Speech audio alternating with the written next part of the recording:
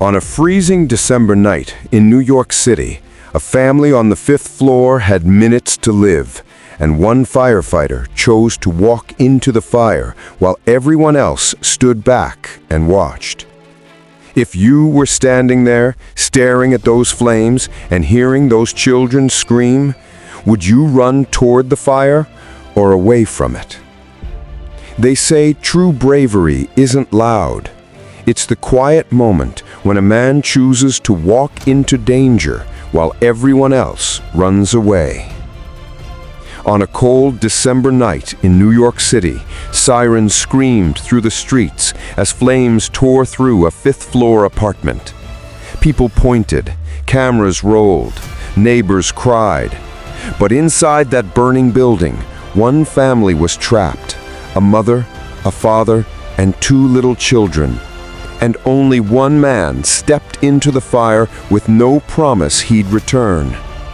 His name is John Harris, a 34-year-old firefighter known for two things: his calm voice and his refusal to quit. He wasn't a celebrity. He wasn't someone who sought attention. He lived in a small apartment, drank his coffee black, and kept a single photo of his parents in his locker at the firehouse. He'd missed birthdays, holidays, and sleep because someone out there needed help more than he needed comfort. He was simply a man who believed that every life mattered. John had been on the force for 12 years. He'd rescued cats from trees, saved burning buildings, and pulled people from wrecked cars. But he had never faced anything like this fire.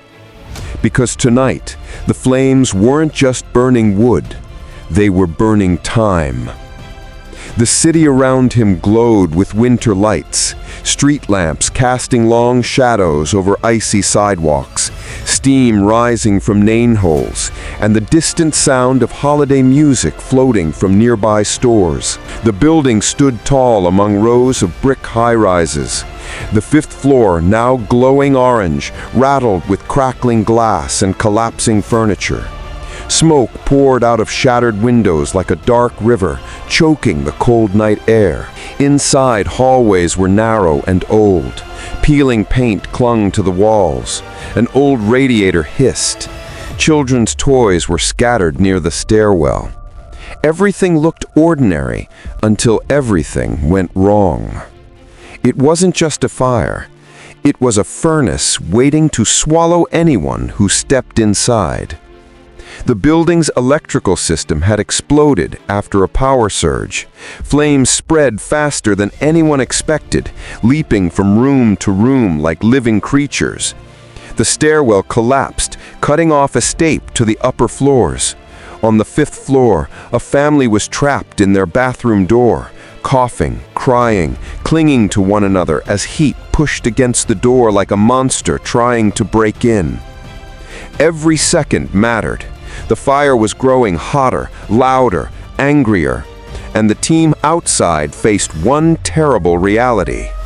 No one could reach the fifth floor except through the flames themselves. John didn't hesitate. He strapped on his oxygen tank, adjusted his mask, and tightened his gloves. His crew shouted warnings. "John, the roof is unstable. It's too risky. We need backup." But John only gave one answer. "There's no time. They won't last." His heart pounded. He knew he might not walk back out. For a brief second, he thought about the photo in his locker and the families who wouldn't have a tomorrow if he stayed outside. He took a deep breath, whispered a quiet prayer, and charged into the burning building. Heat slammed into him instantly, like opening an oven door in his face. Smoke clawed at his mask. He pushed through falling debris, fire-eaten doors, and twisting metal. The floor trembled under his boots. But then, beneath the roar of the fire, he heard it. A faint sound. Children crying. Still alive. His heartbeat changed. This wasn't just a rescue. This was a race against death itself. John followed the cries down the choking hallway, feeling his way through the smoke. He reached the apartment, kicked the burning door open, and stepped inside, flames snapping at his jacket, smoke swirling like black storm clouds. He found the family huddled together in the bathroom, coughing, terrified. The mother's eyes widened when she saw him. Not a celebrity, not a superhero, but a lifeline. One by one, he lifted them, guiding them beneath the thick, suffocating smoke. He wrapped his fire-resistant jacket around the children, shielding their faces from the heat. The father stumbled, the mother sobbed, but John's voice stayed calm. "Stay low. Hold on to me. We're getting out of here." With every step, the building groaned and cracked. Beams fell, walls shook, windows exploded behind him in showers of glass and fire. The exit route collapsed, a staircase buried under burning debris. But John didn't stop. He scanned the smoke-filled hall, spotted a weakened wall, and swung his shoulder into it. Plaster shattered, wood splintered. He smashed through the wall, carving out a narrow escape where none existed before. He found another stairwell, damaged but still standing, and forced the family through the narrow escape path as flames chased them like angry shadows. His oxygen tank beeped, his vision blurred, his lungs ached even behind the mask, but he pushed forward, step by step, breath by breath, until, finally, a burst of cold air hit his face as he stepped out of the collapsing building, carrying the last child in his arms.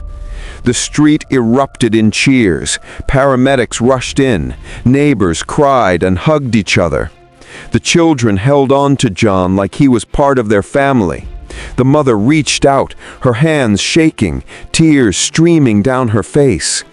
She whispered, trembling, "You saved us all." John didn't answer.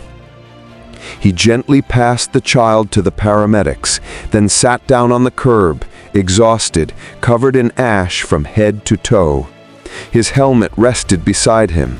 His hands shook slightly as he stared at the building he had just fought his way out of. He didn't think about being a hero. He thought about being human. About the choice he made when he could have stayed outside.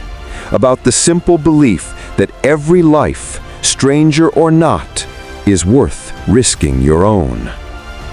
Sometimes courage isn't loud. Sometimes it's quiet, covered in smoke, wrapped in ash, and walking out of a burning building with someone else's life in your hands.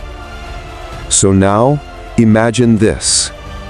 If you were standing in front of that burning building with lives depending on you, would you run toward the fire like John did, or would you hesitate? What do you think you'd do? Share, like, and subscribe to this YouTube channel